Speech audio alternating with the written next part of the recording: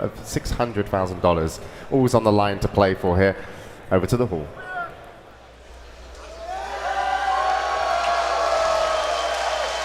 Na'Vi versus Alliance.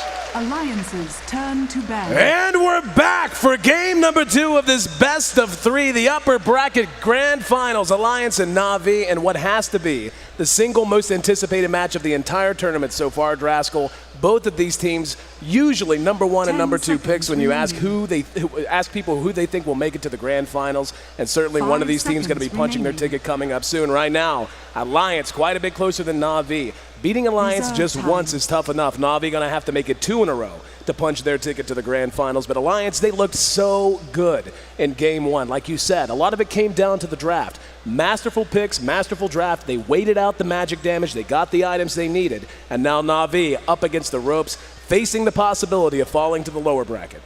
It was so hard to watch Na'Vi try to play during that game because you just get the looming sense of they were getting behind by virtue of doing nothing, basically. I mean, like they said, they had to gank, or Alliance were just going to pull ahead because of their strategy. And as Bruno stated, very early on, they got together, they started to push, and they never stopped pushing. Merlini brought up an interesting point, and I don't really think I've seen many teams try to push Alliance. Like, no one has ever really gotten the Chen against them and done anything that spectacular with it. It seems like they're just as good at playing against it as they are playing it themselves. But I think for Na'Vi, just a straight-up push strategy might be a little bit far-fetched for them. They do favor playing aggressive, but that doesn't necessarily mean going for early towers that often. So we'll see what they want to do this game. They have taken away the Chen, which I think is a good choice if you're Na'Vi, because Alliance, in my opinion, probably the best Chen team in the world, just hands down. Like, Ake's Chen is just spectacular to watch. So, and that's coming from Na'Vi, who have Puppey. So, I mean, there you go. Nice frame of reference. And you know, something everyone has on their mind. As you said, Alliance, their coordination, the way they function as a unit, their cohesion, makes it so hard to play those grinded out strats, to play those push strats. They are just so good at dealing with it. Na'Vi will land the IO. Second time in a row, we saw a pretty good performance out of Kuro. Unfortunately, things have obviously, you already went down all the reasons why. That IO just never really had a chance to use relocate. He just really wasn't an influence for the most part, had a few nice plays. With that pickup now, and again, what everyone's thinking, is this the kind of a game where Na'Vi throws a curveball? Is this the kind of a game where they try to get in Alliance's head? And they talked about it at the analyst desk before. You know, there was some mixed feelings in a lot of the community, including from Alliance, about what Na'Vi did in their Tong Fu match. You and I had the pleasure of doing that. Absolutely insane. I'm not going to say the big boy's name, but it is something that might possibly be on the menu if Na'Vi really just wants to say, you know what? Balls to the wall, we're going for it. We're going to play Na'Vi Dota, not Alliance Dota. Alliance, though, does first pick the Naga Siren once again. We saw just how effective she is at shutting down any kind of aggression. Relocate ganks just are not nearly as reliable when Song of the Siren is a good way to shut it down. We'll see what they want to pick up with their second pick now.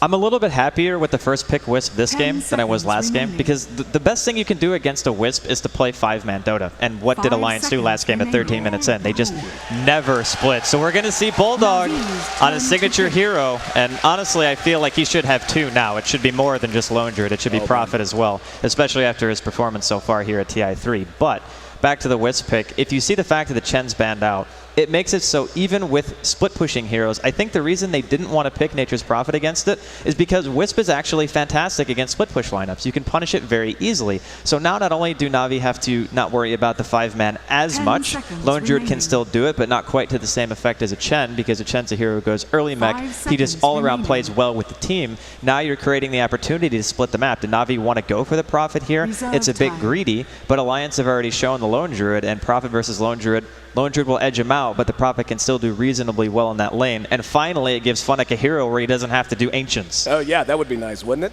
The Lone Druid pickup to go with the Naga Siren, as we heard the cheer come up from the crowd. Obviously, Bulldog, one of the most famous Druid players on the planet. And I'll tell you what makes him amazing on the hero. He can play him in any way, any style that is needed by the team. How many times have we seen Alliance just say, you know what, we're going to offensively tri-lane just to throw Na'Vi or throw the enemy team off of their game. We'll leave Lone Druid to solo farm, and he'll get something stupid like a 16-minute Radiance phase boots. He has that ability.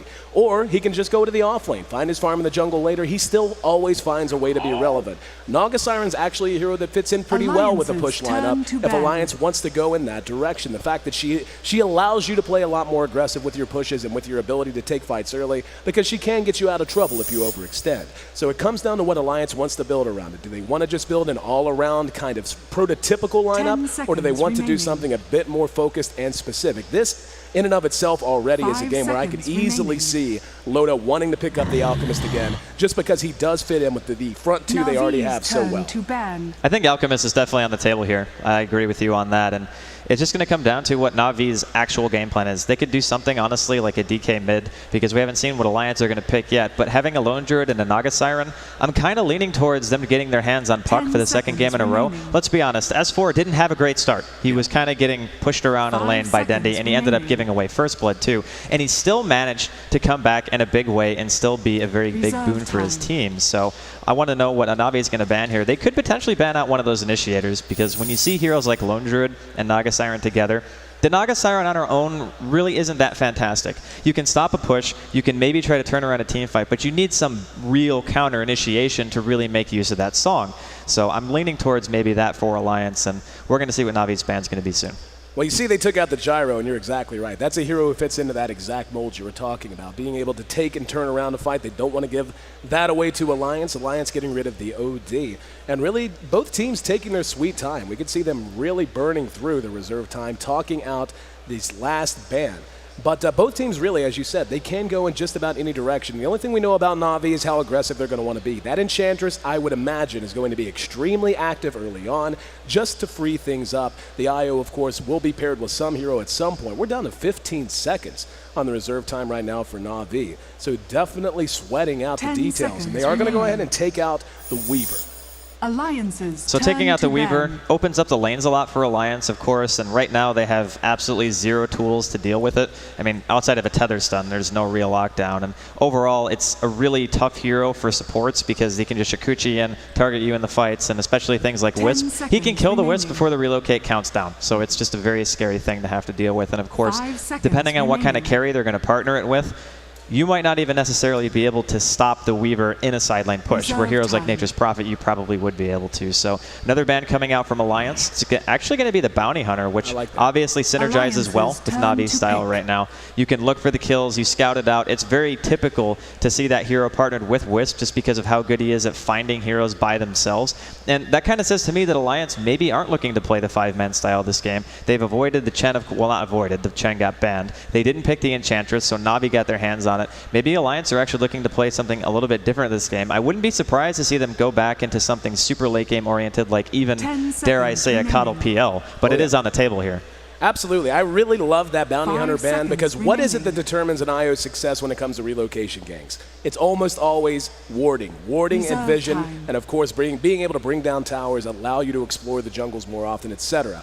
When you have a Bounty Hunter, that's a hero who just gives you, yep, there's that Alchemist pick we anticipated. We saw their success with that in Game 1. I'm not surprised at all. And I love this 2-core lineup they're going to have, and especially the way that they innately work together. Just between the Lone Druid and the Naga Siren, you have two abilities, that, well, one ability and one RNG, that can lock a hero down through BKB, and the Alchemist can close the distance, stay on top of that target. Really limits Na'Vi and how comfortable they're going to be able to feel when they have to fear the root, they have to fear the ensnare. But anyway, back to that bounty ban, taking it out, that's just a free roaming ward in the mid game. Whenever a bounty gets off to a decent enough start, he gets up a set of phase boots, maybe one survivability item. So Na'Vi certainly would have loved to have gotten their hands on that hero. Not the case. Waiting to see what they're going to show us here in third position.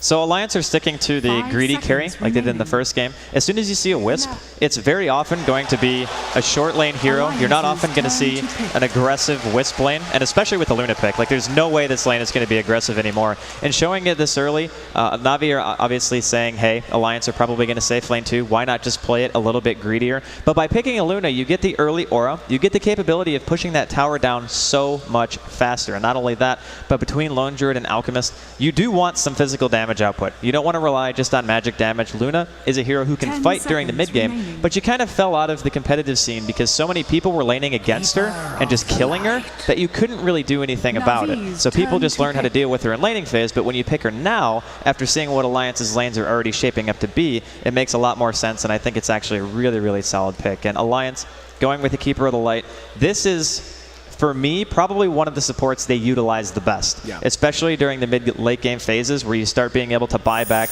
bring the hero back into the fight, just use the Keeper of the Light as a set of boot to travel, basically, Right. just to be able to get back in and take a fight that would normally be 5 versus 5 and make it like 6 or 7 versus Alliance's 5. turn to ban. So, yeah. Nature's Prophet pickup here from Na'Vi now, so they definitely have some push potential and more than enough ability to split the map. I'll tell you what, man, looking at Alliance's lineup, I have seen them build lineups like this before. It could very well be that safe lane Alchemist, that farming Alchemist 10 we saw in seconds game 1. remaining. But something Alliance is so good at doing. Naga Siren, Alchemist, and Keeper of the 5 Light seconds is a remaining. remarkably strong offensive tri-lane against what Na'Vi is already showing us. The Luna, as we know, Reserve she time. does get good. She just doesn't have that much lane presence, can be bullied around in a lot of cases. It is nice to have that aura. Enchantress most likely going to want to start out in the jungle. Then you have the lane support, Io, Nature's Prophet, going to want to be in the off lane or the jungle. I would love the idea of them isolating Lone Druid against the Nature's Prophet of Na'Vi, putting the pressure on and putting the screws through them right off the bat. And it's Na'Vi's something that they can turn to ban. reliably do just because of the extremely high individual skill level of Admiral Bulldog. He Alliance's just turn knows to pick. everything about Lone Druid in every matchup you can possibly imagine. Rarely does he make mistakes, and more often than not, when isolated and left to himself, when you have the aggressive potential of the Keeper, Alchemist, and Naga Siren, he's going to find his farm and get his items very quickly, and then just be able to dominate using his bear to push down towers in the mid game and creating problems all over the map.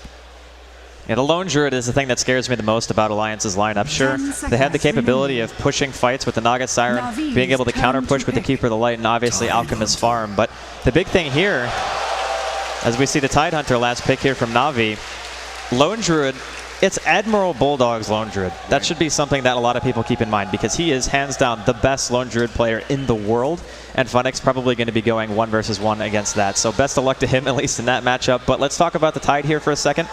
The only person on the side of Alliance who's buying a BKB is the Alchemist, and that is the best hero for counter-initiating after Song of the Siren in the game, hands down. Like, you have to be right on with your Concoction and your Impale if you want to stop him from getting that Ravage off. And to be honest, those heroes have long animations with their spells. Unless Loda's standing right on top of the Tidehunter, there's a chance that he'll just get the Ravage off anyway. Right. And this is something that Na'Vi had actually used in the International 2 when they were playing. I believe it was against IG, and they used that as counter-initiation. So this is a hero that hasn't been played in a long time just because of the supports that are being picked now. But still, Prepare I'm really for glad to battle. see him here. I think it's a really solid pick, and it's going to be a super early push versus kind of a mid-game push-oriented team of Alliance. See teams beginning to leave the well. We'll go ahead and run through our lineups as the good luck have funs go off. On the side of Na'Vi, we'll have Puppey playing on our Enchantress. Luna going to be handled by Havost. Tidehunter, the surprise pick. That's a Dindy Tide if you didn't know. He'll be setting up shop in mid by all accounts. Kuro for the second game in a row going to be back on Io. And Funnick going to be handling the Nature's Prophet. On the other side of the river, we got S4. That's the mid player taking the Nyx into that mid lane perhaps. Keeper of the Light going to be played by Ake. We will have Loda back on Alchemist for the second game in a row. That's going to be EGM. Once again back on the Naga Siren for the second game in a row as well. And the man himself, Admiral Bulldog on his signature hero, the Lone 30 Druid. seconds to battle. So there's a couple of things here about the defensive tri-lanes of each team. Alliance, of course, they're going to get their hands on the Keeper of the Light, which means that you can stack the jungle, you can spam Chakra, you can even duel jungle if need be to make sure that EGM actually gets something out of it too. But unlike Game 1, where Na'Vi had two supports who both needed to pull, they actually have an Enchantress this time. So they're not just going to fall really far behind in the laning phase. And yeah, it just shows it right there. They have the highest GPM because they're just so amazingly good at utilizing the map. But this time, Na'Vi aren't really in the same exact position. They have a chance to actually only pull with one. They don't have to split the experience between the two supports, and they have a dedicated jungle. So I do like this. It's a little bit more stable from Na'Vi. It's not as gank reliant as it was in game number 1. Luna late game obviously is one of the strongest heroes that you're ever going to see due to the way that she builds. Her mid game is definitely strong. I think this is going to be a really close one.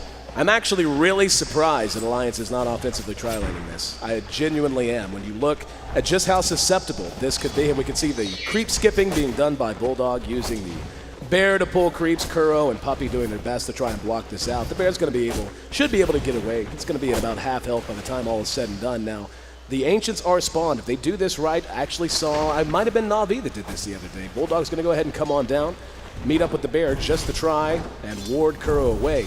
And this is actually a little bit more subtle than it seems. Kuro going to go for it. Nope, didn't get there in time. Bulldog should be able to get back before Kuro can snag the creeps. No, he actually looped him back around.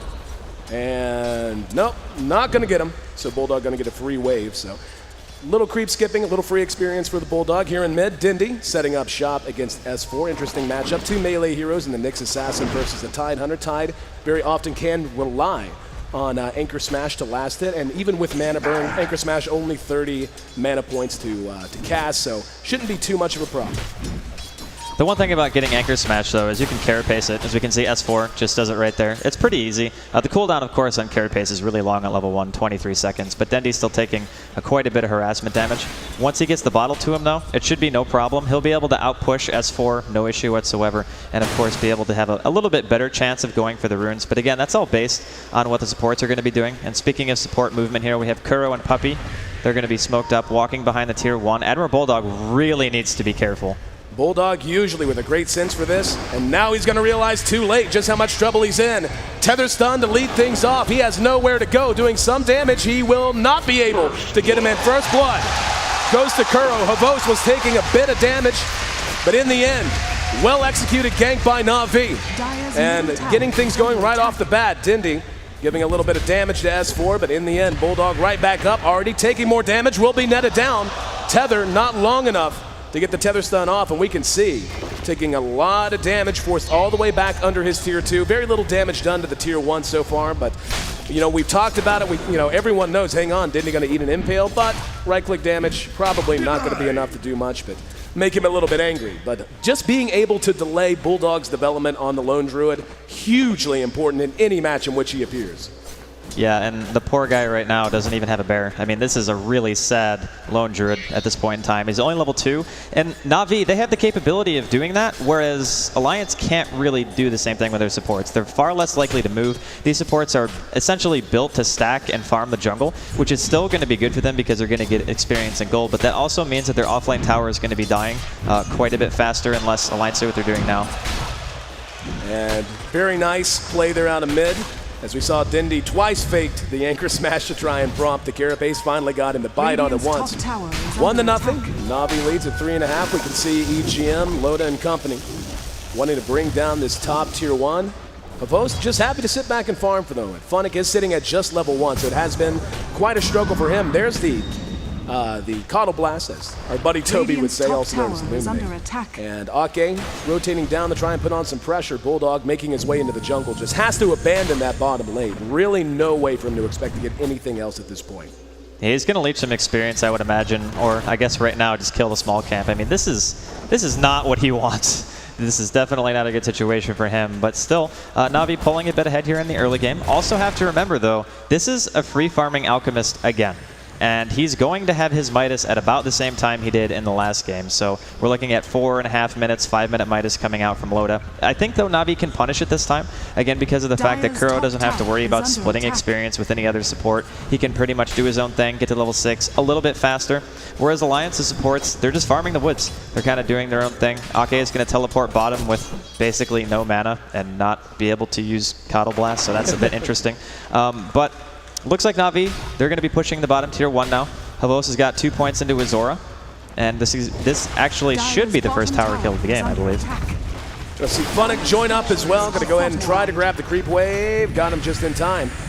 And we can actually see Ake sitting in the back, going to load up with one good Illuminate, but really only so scary when if you have these 3 heroes here cutting the creeps, trying to put that pressure on Loda with Ake at top, and EGM may want to try to counter push sometime soon. There's that Midas coming out just right at the 5-minute mark. Alliance right now looks like they're not terribly interested in defending this tier 1, so Na'Vi walked away with first blood in Heroes. They'll get first blood in Towers as well.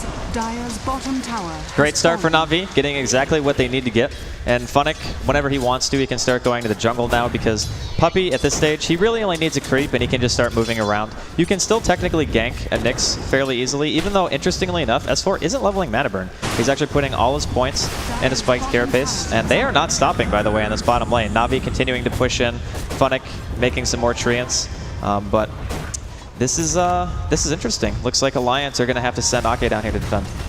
Ake trying to use the blast to keep things up. That tower's already down to about half health, though. In the meantime, we can see Alliance beginning to try to counter pressure the tier 1. Certainly not the situation you want to be in. This tower is going to end up dropping for sure. A little bit of Lucent Beam spam to run Ake off. But yeah, they've just given away an entire lane's worth of towers right at 6 minutes. And they have yet to even bring down the tier 1 top. They could defend this. They have a glyph. Doesn't look like they're going to, though. Instead, just going to try to continue playing very, very safe and build upon the lead they've already generated. 6.5 minutes in, and we can see on the back of the first blood in those 2 towers, we're coming up on 2,000 gold in favor of Na'Vi.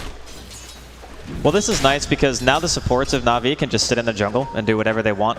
Pulling is going to be effective here for Kuro. He'll be able to get level 6, and once he does, you can start bringing Havost around the map. Now that he, of course, has his level 6, you really want 7 to make sure that Lucent Beam is maxed out before you start using your ulti to try to go for kills. But the possibility is now there. You don't have to just sit in the bottom lane anymore, and since both of those towers are dead, the jungler can start rotating around mid. So Na'Vi opening themselves up the map a little bit more than Alliance, but it's not to say that Alliance are really that far behind. And honestly, the only reason Na'Vi are even ahead in gold is because of the tower kills. Otherwise, the supports of Alliance being forced to jungle and things like that because they have a Keeper of the Light, they are going to get a little bit more experience. We can see EGM is level 5, actually halfway to level 6. Ake, though, is the one of the supports who is actually suffering, being forced to go bottom and not able to kill his jungle stacks. You see Luna is going to go ahead and straight up buy the drums. Very typical build coming out of her. Drums, BKB, very, very solid. Still sitting on just tier 1 boots. See if she wants to go with the Tranquils and everything else. But Havost getting himself into a position where he can fight. Going to be very important. Again, you have an IO, you have a global presence ×2 in the Nature's Prophet. And the IO, that's something they're going to want to start putting through its stretches very soon. Loda, of course, with that Midas, we saw just how quickly he was able to get up the key items he needed the most, namely the BKB and the Shadow Blade. And those items came out so fast in game 1 that it almost felt as if Na'Vi was taken by surprise. They just so completely ran out of momentum. There was very little they could do once things got out of control and they lost 2 team fights in a row. Still very early on, though, sitting at 8 minutes in. And both teams, and really not as much movement as I would think. I mean, again, you have Relocate, IO, taking a look at his level. He's almost level 6. Well, he's level 5 now. He'll be making his way to level 6. Once we get there, that's bound to be the word go for this Na'Vi squad. Now he really needs it. S4, he's got a double damage. He's looking for Funnick bottom. Funnick going to be impaled here. He's trying to TP away. DD. He's going to sprout himself in, and he can't get in. Doesn't have the impale or anything else to seal the deal. So Funnick dodging a bullet there, or a pincer more accurately. Dire's middle tower is under attack. At middle lane, Ake is doing some counter pushing here. Coddle Blast only level 2, and that's how powerful it is. This is another reason why Luna hasn't really seen a whole lot of play lately, is because she's so weak in the early game. She needs BKB. Drum's obviously a good choice as well, just for the sole purpose of giving you that added mobility and the extra health as well. But Na'Vi really want these towers. They want to try to open up the map as soon as possible, because the more room you have to use, the better heroes like Nature's Prophet and Wisp actually become, because you can sit on opposite sides of the map. And top lane, we're going to have Dindy able to TP away in the meantime in mid. Tier 1 will end up dropping. Dindy hooks up with the rest of his team. Now Dindy is level 8, and he is making his way towards a mechanism. We see Puppey kind of out by himself at the moment. He's going to spot out Bulldog, and he's got a whole team behind him. Let's see if they want to react. They're going to push on through. And the threat of Dindy's Ravage makes it so difficult for Alliance to come to a fight right now. That greedy build from Loda will pay for itself eventually. But for right now, he really can't contribute a whole lot of anything. Ake doing his best to counter push, but Illuminate only goes so far. They're going to be forced to use the glyph. And if they're not real careful, we can see S4 is counter pushing bottom. But if they're not real careful, they're going to begin to really feel the pressure of a loss of map control. Dindy at about half health, being healed up by the Nature's attendants. Illuminate going to catch nothing but creeps that time around. Loda has shown the flag here in mid. And let's see if that's enough. Yep.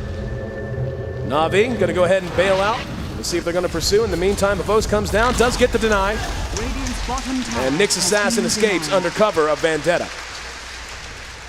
Really nice movement from Na'Vi. Once Dendi finishes up the mech, which I actually believe he'll be finishing quite soon, it's really difficult for Alliance to fight them. They don't have a hero who's going to have a mech anytime soon unless the Alchemist decides to pick it up, and of course they'll only play him as a 1 role, so that's very unlikely. I actually think that Na'Vi have a pretty distinct advantage here. They haven't even gotten Wisp to level 6, and Alliance just haven't really been able to make anything happen. They get a deny on the tier 1 as well, so Na'Vi getting more gold taken away from their opponents, and this right now is definitely Na'Vi's gold lead. Experience, though, going the way of Alliance just because of the fact that, again, EGM really hasn't moved anywhere. He's just been sitting top pretty much the whole time, and he's been able to get quite a huge chunk of experience, whereas Kuro has basically been following Havost around the map, just soaking his. So not necessarily being the most efficient in terms of experience, but again, opening the map is important here. You don't want to give Alliance any extra room, especially since Bulldog has been left alone for quite some time now. He's almost, well, for an offlaner, he's almost fully recovered. He's actually sitting at the 4th highest CS right now at 41. Granted, those are some jungle creeps still.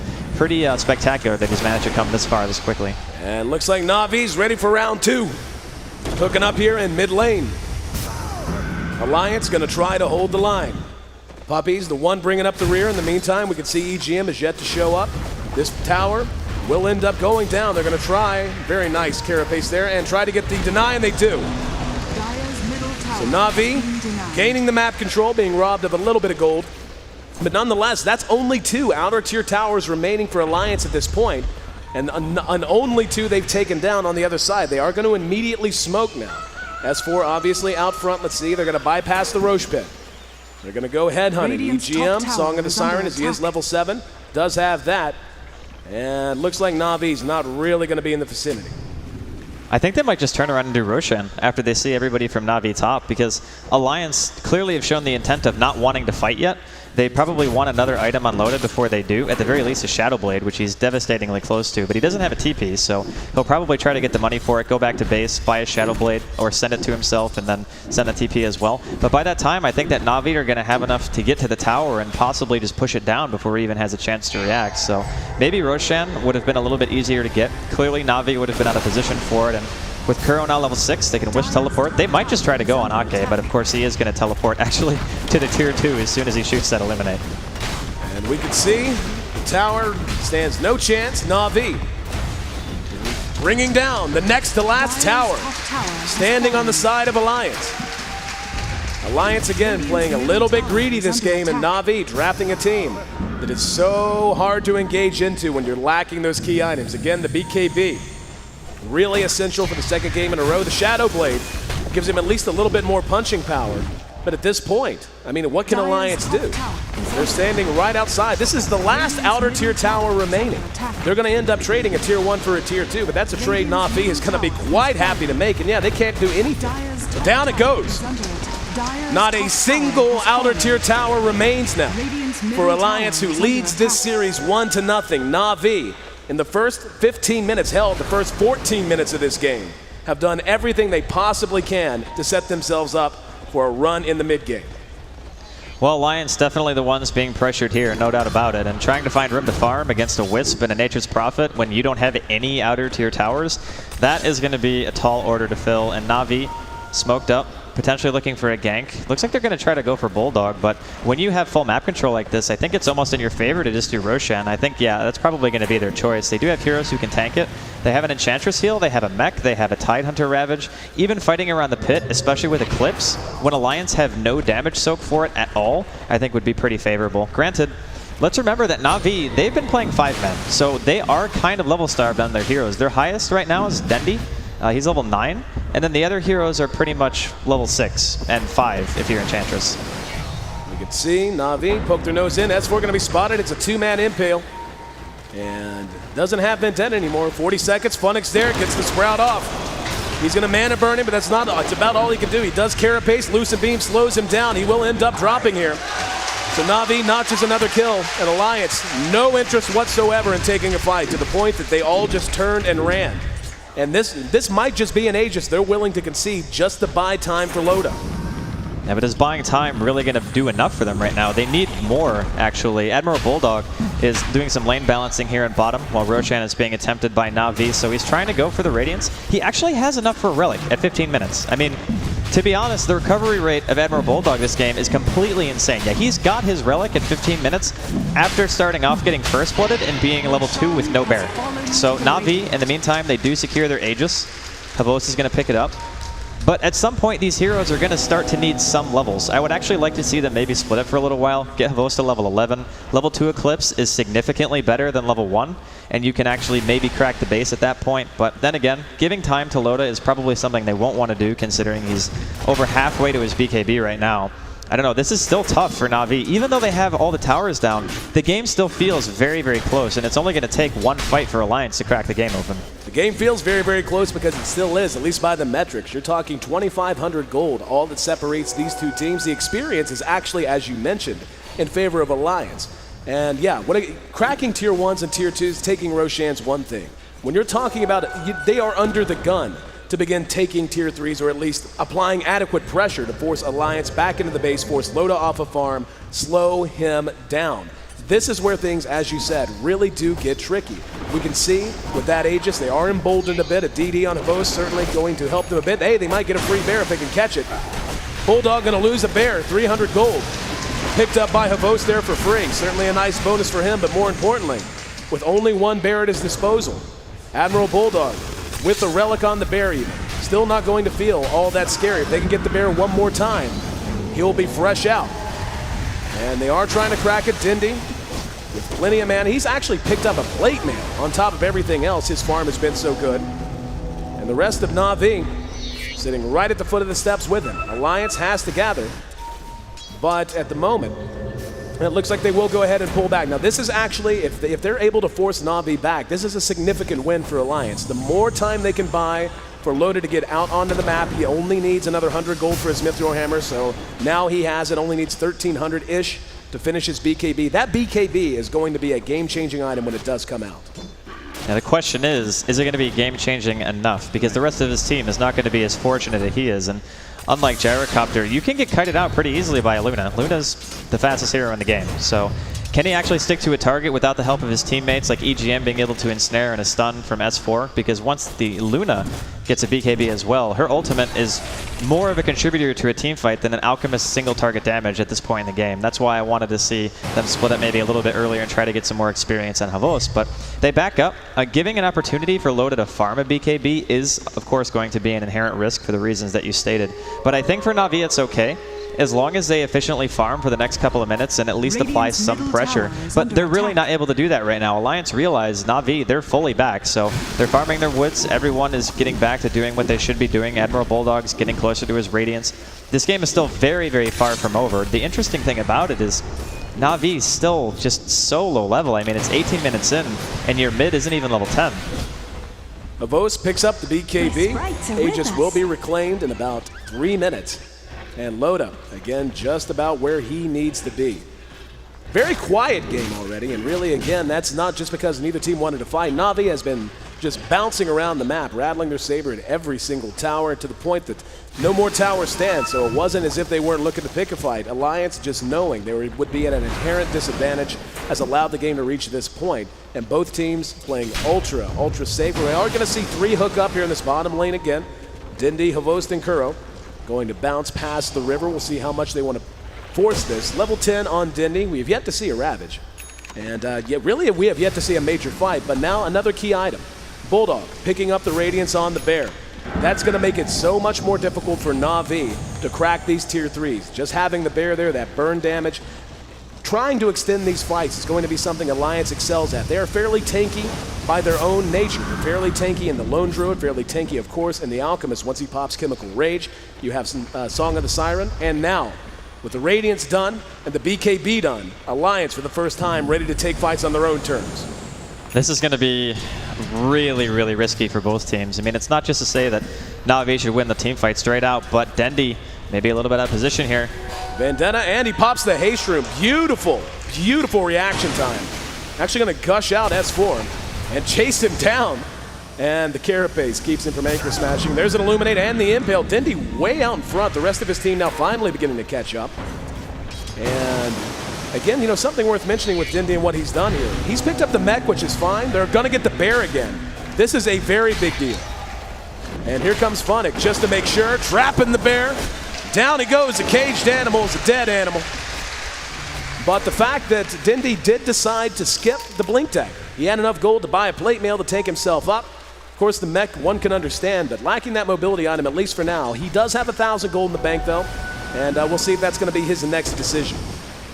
Well, the Blink Dagger is something that you get when you really need the Initiator, but honestly, Na'Vi haven't. I mean, they just walk into a tower and they kill it. If Alliance want to stop them, Alliance have to come to Na'Vi, not the other way around. So for the first 6 out of 2 towers, I think that not having a Blink Dagger is perfectly fine, considering, let's be honest, Kuro wasn't getting a whole heck of a lot of farm. The guy has 9 CS at 21 minutes, so he's not going to be making it. And Puppey, of course, he's bought himself an Ogre Club, so perhaps the BKB, more likely, I think, at this point, an Aghanims just for the extra damage. So I think if he wants to buy one now, it would be reasonable. Shiva's, of course, is definitely on the table. You can even buy something like an AC if you want to make your push potential just that much better.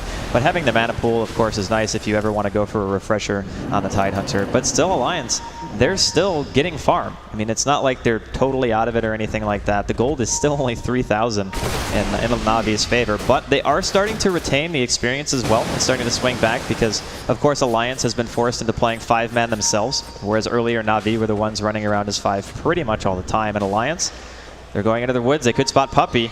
Puppey, they got to look at him and know he's there. Here comes the rest of Na'Vi. The only one missing, Funnick.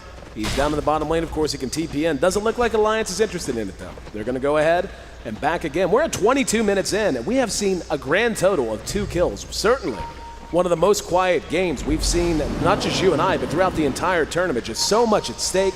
No team willing to take a chance on anything. They're just playing so tight and so deliberate. But again, you know, as more time goes on, we can look and see in net worth. The Alchemist is on top. He's opened up a bit of a gap, but right after that, 3 of the top 4 all belonging to Na'Vi in terms of pure net worth. The Lone Druid, Admiral Bulldog, even though he does have his Radiant, still struggling quite a bit. Well, he is able to do some split pushing now with just the Radiance burn in general, and even Funnick is running away from this thing. That's how annoying the bear is. He's going to sprout it up and throw out some auto attacks, so he's doing what he can to force Admiral Bulldog's bear back. But I still feel like Na'Vi, it's hard to push the advantage, but I feel like they have to try to find a way to. Maybe Roshan is going to be their next choice, because having level 2 Ravage, level 2 Eclipse, and level 2 Wrath of Nature, that's a tremendous amount of AoE damage that, as it stands right now, Alliance don't really have a way of stopping. Their team does not have a mech. So having a mech, having that AoE potential, magic damage coming out of Na'Vi, this is still, I think, their game, at least in terms of map control, of course, and having the capability of pushing. But once Alliance get maybe 10, 15 more minutes, there's going to come a stage where the Lone Druid's tankiness is going to be enough to compensate for that, and the Alchemist is going to have closer to a full inventory. The fact that Loda has BKB, Shadowblade, and Midas at this stage in the game, and now he's also sending himself a plate mail, that's kind of underfarmed considering some of the Alchemists that we've seen, which sounds crazy, but it's just because of the fact that he's been forced into more defensive posture than he's used to. There it goes. Na'Vi and Alliance taking a look at each other down the ramp near the Roche pit. Roche will be respawning in about 2 minutes, give or take. And right now, Na'Vi just quite happy to try to put more pressure onto Alliance, and as you said before, trying to make that team engage into them now. Loda and company do have the ability to engage into them, especially now Loda with the plate mail, his armor going up significantly. He now has 13 as opposed to the previously low total. And they are going to go ahead and try to push the tier 2. That's going to open things up for Na'Vi if they want to try and rush down the tier 3. Don't think this is going to work though. They can try to defend this, but this is where that bear does get dangerous. Now he is going to be sprouted in. Here comes the TP in. Let's see if they want to engage. There's an Illuminate as they try to pull back. Here we go. Unstable Concoction on the Dindy. The Impale's there as well. BKB is activated, and Song of the Siren comes in. Havos with the BKB. He's isolated. Waiting on Kuro, just buying time. The Illuminate cleans away the creep wave. EGM and Loda pull back. Havos will be able to track him down and get the kill. That's a double kill going their way. The Nyx Assassin dropped as well, but look at bottom. Kuro and Funnick hooked up in the shadow of the tier 3, trying to split push this down. Ake there, throwing out the Illuminate. And here comes the rotation of Loda.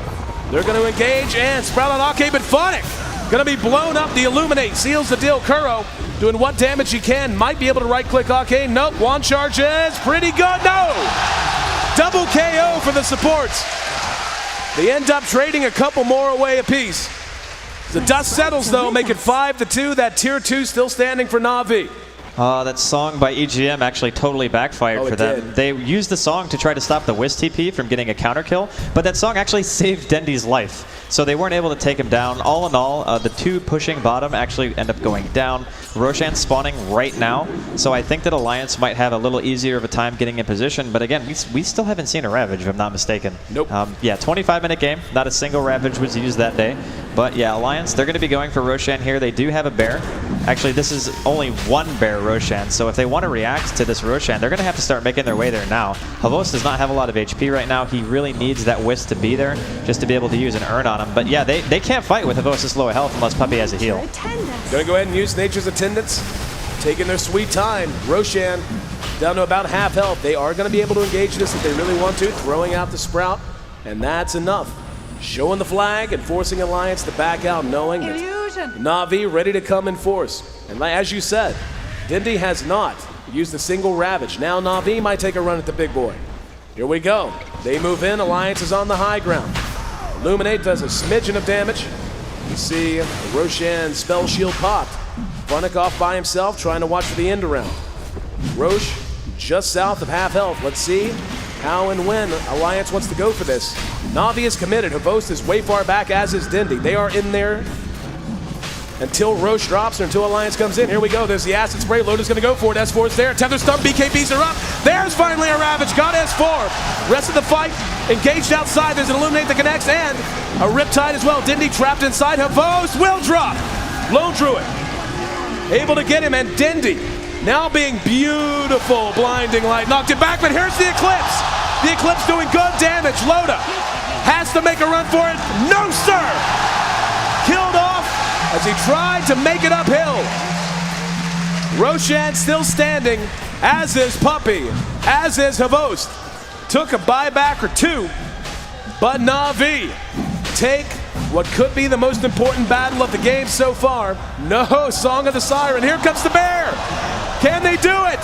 Nope. Thinking better of it. They're going to try to force him out. Havos is in trouble. Illuminates there. Havos is gone. Puppey is gone. Roche is gone.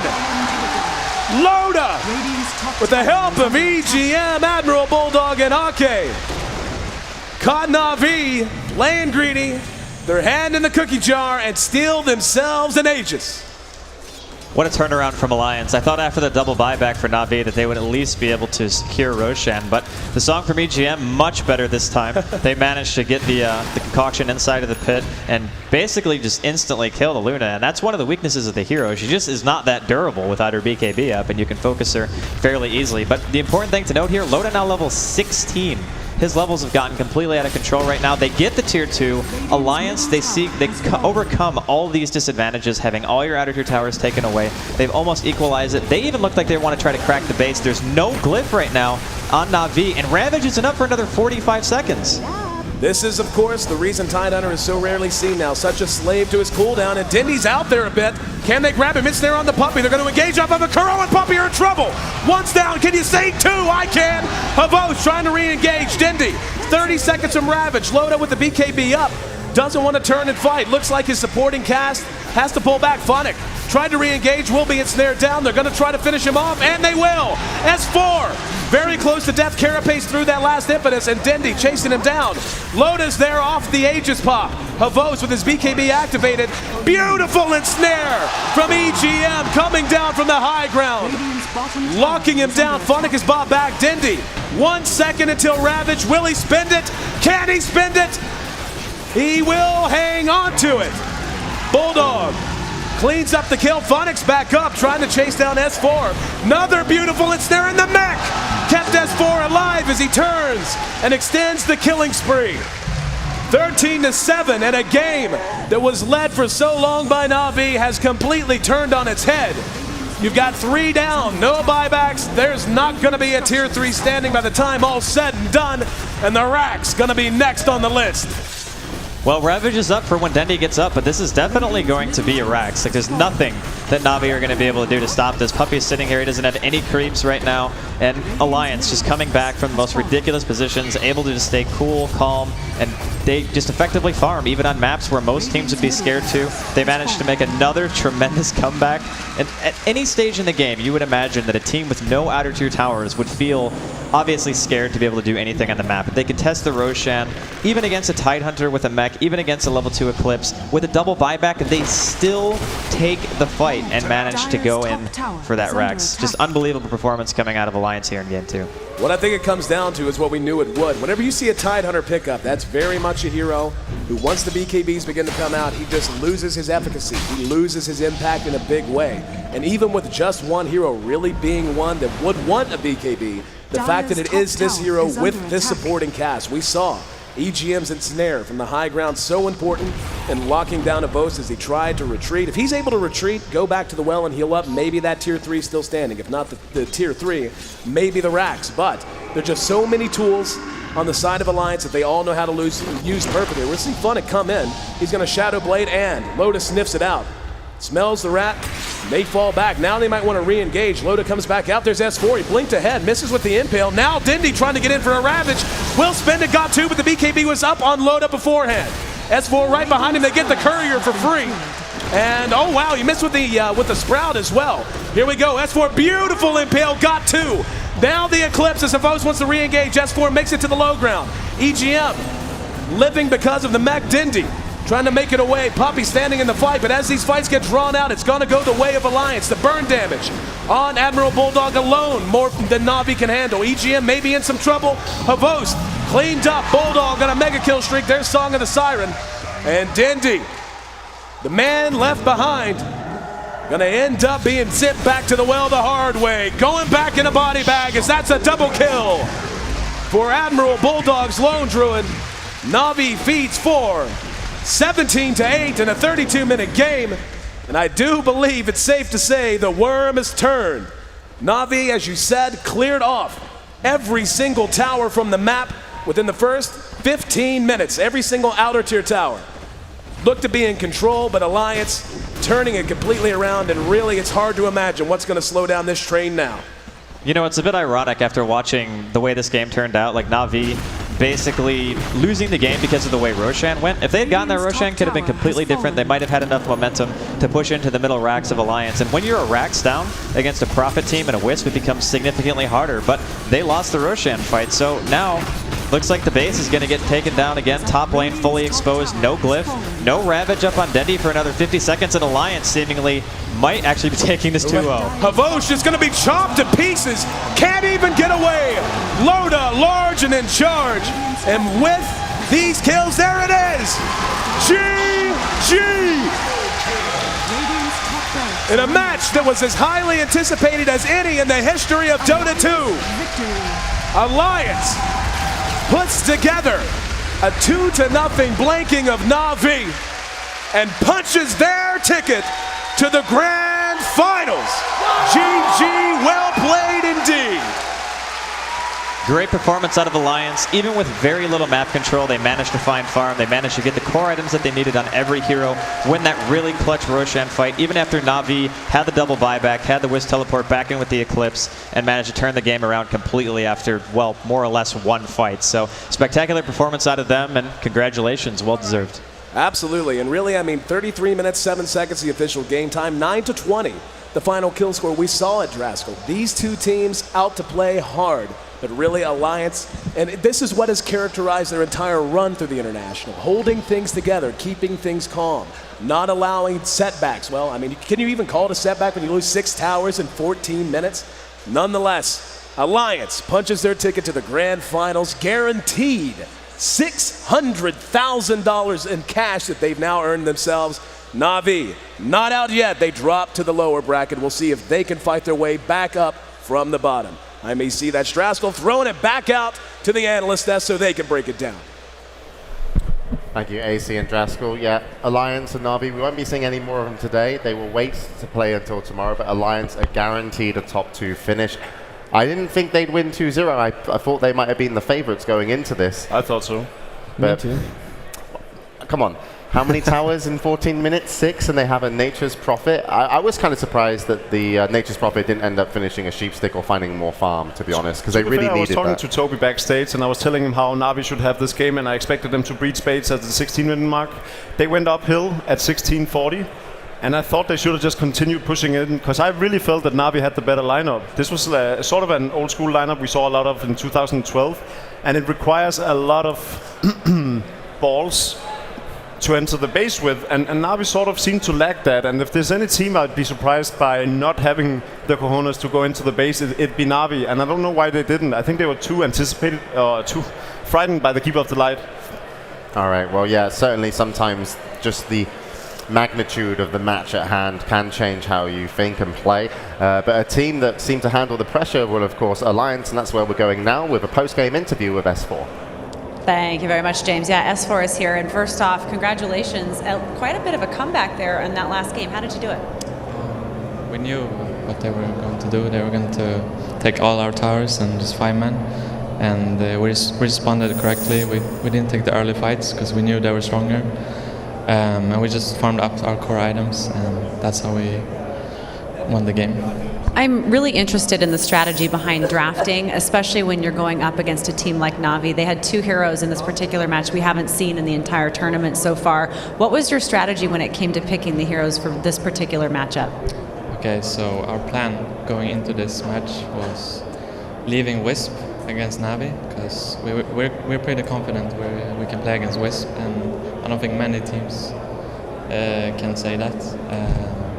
So yeah, playing as Wisp was our plan into this. How are you feeling? A little bit relieved? Yeah, of course. All right, congratulations. We will see you in the grand finals. That is fantastic. Thank you. James, back to you guys. Thank you, Casey. Yeah, relieved I'm sure they are. And from the draft as well, they really did leave it open to Na'Vi to pick some really interesting lineups. So I felt they looked very confident just in the drafting phase. Did they play as confident as they drafted Alliance? I think every game we see them play, it's just confidence and trust in their teamwork and their team play. And even if they fall behind early on, they just execute their objectives every single time. It's just like watching a machine just trample over all the other teams. It's poetry in motion. Now, Yeah. oh, sorry, Ben. I'm just really surprised that Na'Vi went with Wisp the second game. I think that Alliance proved that they can handle a Wisp, and Wisp doesn't work the best into push strategies. Alliance kind of like baited them into pushing. I guess they just avoided team fights, played with Coddle as long as possible, and just waited for the perfect opportunity, which was the Roshan fight around the 27 and 28 minute 27 and 28 minute mark. Yeah, we can take a look at it here, Ben, Yeah. if you want to take us through. So here's the Song of Siren, and there's an Illuminate being charged up by Aki right now, and it's going to hit Havost, and they're so close to taking out Roshan right now. It wipes up the 2 Na'Vi heroes, and this is a straw that broke the camel's back. And Na'Vi has such an advantage at this point, and it was just sad to see that 6 tower early. It was like 15 minutes. They got all the T1s and the T2s, but unable to break that T3. But they need to draft better, I think, to push up the T3. They had a very, very good early game fighting lineup, but Alliance was like, hey, we're not going to fight. They didn't have 0 kills. They had 0 kills for like 15 minutes. And if they want to take a fight at the T3, then Alliance has the advantage because they can fight at the choke. They have to climb up for the Alk stun and the myriad of other spells that they had. Yeah, and Bruno, I want to ask, something that was very kind of prominent in the games and just the draft itself was the Naga Siren again. It was picked both games. It seems to be a similar story to the last international. Yes. But it was played